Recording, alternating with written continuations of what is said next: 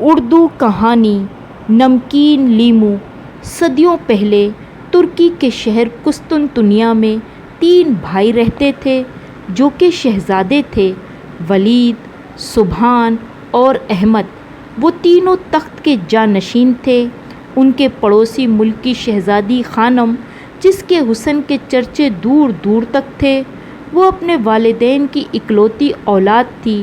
یہ تینوں شہزادے اس سے شادی کے خواہش مند بھی تھے تاکہ اگلے ملک کی سلطنت بھی ان کے ہاتھ آ جائے۔ شہزادے ولید نے اپنی خواہش والد محترم کے آگے پیش کی۔ دونوں بھائیوں کو جب پتہ چلا تو وہ بھی والد کے پاس پہنچے اور انہوں نے بھی اپنی خواہش کا اظہار کیا۔ بادشاہ نے جب تینوں بیٹوں کی ایک ہی خواہش سنی تو اس کے لیے فیصلہ کرنا مشکل ہو گیا کہ وہ کس کو اپنا ولی عہد بنائے اور کس کا رشتہ شہزادی خانم کے لیے بھیجے۔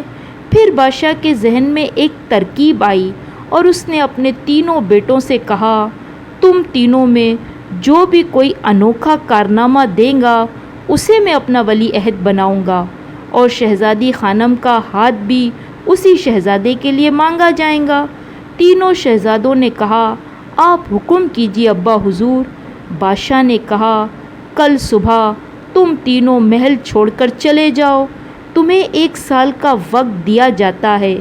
جب تک کوئی انوکھا کام سر انجام نہ دو تب تک تم میں سے نہ تو کوئی میرا ولی عہد بن سکتا ہے اور نہ ہی شہزادی خانم کا ہم سفر۔ اگلی صبح وہ تینوں اپنی قسمت آزمائی کے لیے مختلف سمتوں میں روانہ ہو گئے اور طے پایا کہ 1 سال بعد واپس لوٹیں گے۔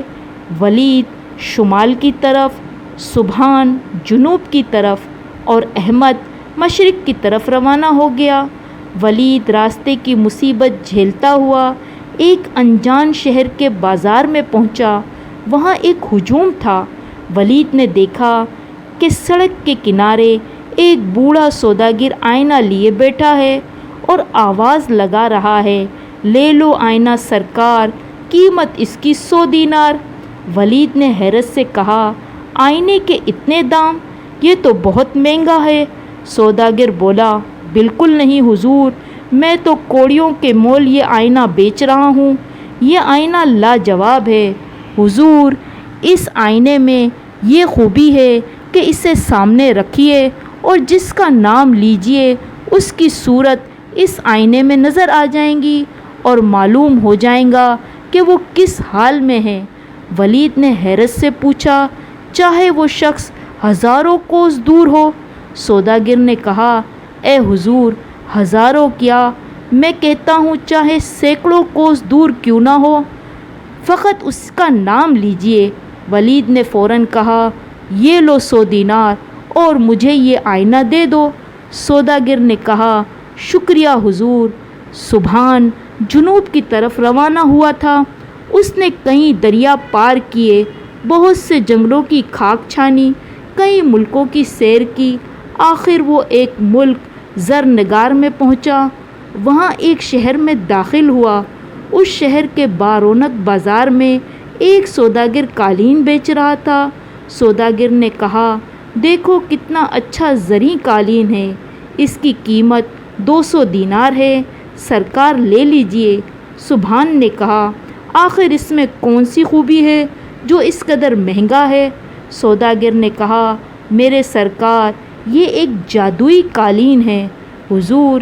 اس قالین پر بیٹھ کر اسے حکم دیجئے کہ چل قالین، پھر یہ قالین اڑنے لگے گا اور جہاں آپ کہیں گے یہ قالین آپ کو وہاں لے جائیں گا۔ سبحان کو بڑی حیرت ہوئی۔ سبحان نے کہا، تم سچ کہہ رہے ہو؟ سوداگر بولا، جی سرکار، جبھی تو اس کی قیمت 200 دینار ہے۔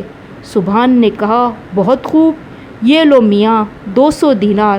سوداگر جھک کر آداب بجا لایا، بڑی نوازش، مہربانی جیسے الفاظ کہے اور چل دیا۔ احمد مشرق کی طرف روانہ ہوا تھا۔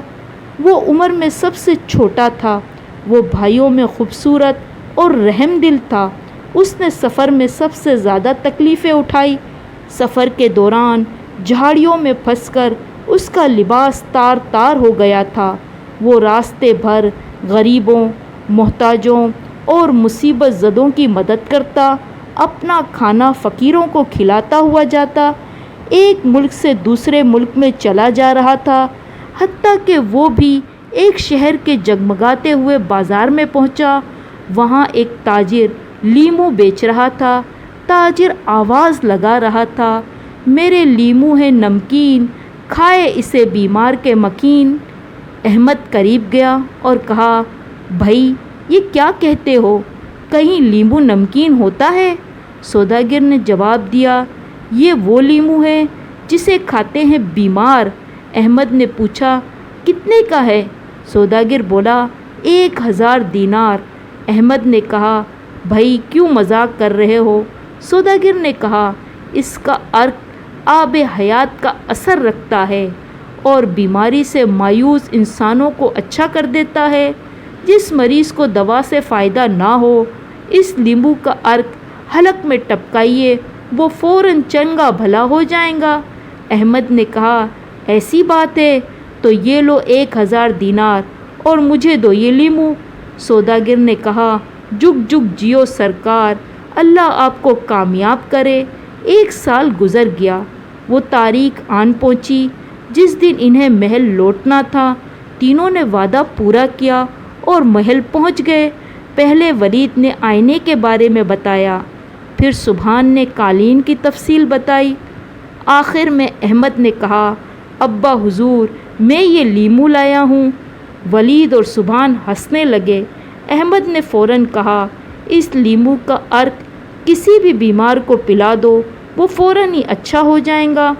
ولید نے کہا، خریدا کتنے میں؟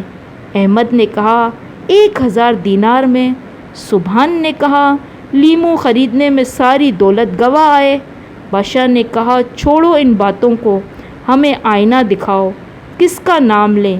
اس آئینے کے سامنے تینوں شہزادے یک زبان ہو کر بولے، شہزادی خانم۔ بادشاہ نے کہا، ٹھیک ہے۔ آئینہ سامنے رکھ کر بادشاہ نے شہزادی خانم کا نام لیا۔ وہ اپنے محل کی مسیرے پر تکلیف میں لیٹی ہوئی تھی۔ احمد نے کہا، یہ تو شہزادی خانم ہے۔ ولید نے غور سے دیکھا اور کہا، ہاں یہ تو تکلیف میں تڑپ رہی ہے۔ احمد نے کہا، کاش میرے لیمو کا عرق شہزادی کے حلق میں ٹپکایا جا سکتا، مگر یہاں سے شہزادی خانم کا محل کا فاصلہ بہت زیادہ ہے۔ جب تک یہ لیمو میں اس تک لے کر پہنچوں گا شاید وہ چل بسے۔ سبحان نے کہا، نہیں ایسا نہیں ہوگا، ابا حضور ہمیں اجازت دیجیے کہ ہم شہزادی کی جان بچا سکے۔ بادشاہ نے تینوں بیٹوں کو اجازت دی۔ وہ اس طلسمی قالین پر بیٹھ کر محل پہنچ گئے۔ اچانک بادشاہ کی نظر تینوں نوجوانوں پر پڑی۔ ارے تم کون ہو؟ احمد نے کہا، ذل سبحانی، میں شہزادی کے لیے دوا لے کر آیا ہوں۔ یہ ایک لیمو ہے جس کا مزہ نمکین ہے۔ اس لیمو کا عرق جیسے ہی شہزادی صاحبہ کے حلق میں ٹپکایا جائے گا، اللہ کے حکم سے وہ فوراً اچھی ہو جائیں گی۔ بادشاہ نے کہا، پھر دیر نہ کرو۔ لیمو کا عرق پینے کے تھوڑی دیر بعد بادشاہ نے شہزادی سے پوچھا، اب طبیعت کیسی ہے؟ شہزادی نے مسرت بھرے لہجے میں کہا، اب میں بالکل ٹھیک ہوں، اور وہ بستر سے کھڑی ہو گئی۔ بادشاہ نے کہا، بہت خوب۔ پھر بادشاہ تینوں کی طرف متوجہ ہوا، اے رحمت کے فرشتوں، تم کہاں سے آئے ہو؟ احمد نے کہا، ہم بہت دور قسطنطنیہ کی ریاست سے آئے ہیں۔